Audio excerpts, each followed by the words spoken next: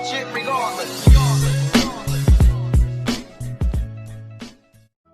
Hookah, also known as Shisha, involves adults smoking a flavored tobacco from a water pipe in which they pass a hose and take a puff among family or friends. It centers around conversations and promotes a more connectiveness among those participating. Hookah is deeply rooted in a cultural tradition that has been present throughout generations among Indian, Persian, Turkish, Egyptian, and other Middle Eastern families. Its gesture is more than an entertaining social activity or means to relax. It's a way that families, relatives, friends, and business associates in these cultures provide hospitality and strengthen bonds with one another. The first hookah in the form we know today dates back to 16th century India, at a time when Indian glass manufacturing began as a result of the exporting of glass through the British East India Company. During this period, smoking tobacco also became popular amongst noblemen in high society. In an attempt to purify smoke through water in a glass base called Shisha, the hookah was invented. Hookah soon cemented itself as a way for noblemen to show their high social status. In the 17th century, hookah became part of the Persian culture, where strong dark leaf tobacco called Arguile was used. For the first time, hookah became accessible to everyone.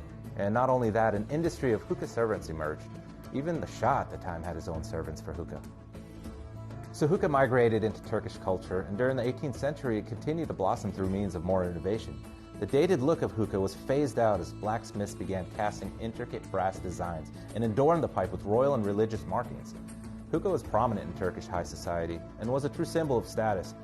It was smoked after royal dinners and even at diplomatic meetings. Offering a hookah to a guest was so important of a sign of trust that withholding it could have been a serious insult. The hookah tradition spread into the Middle East throughout the 19th century. In Egypt, traditional forms of tobacco seen prior were reformulated into ma'asal by mixing honey or molasses with the tobacco. Ma'asal translates directly as with honey. This term generally refers to flavored tobacco. Even dried fruits like lemon, grape, watermelon, and mint were eventually added. Hookah integrated into society so deeply in these parts that hookah cafes were built to house the ever-growing popularity.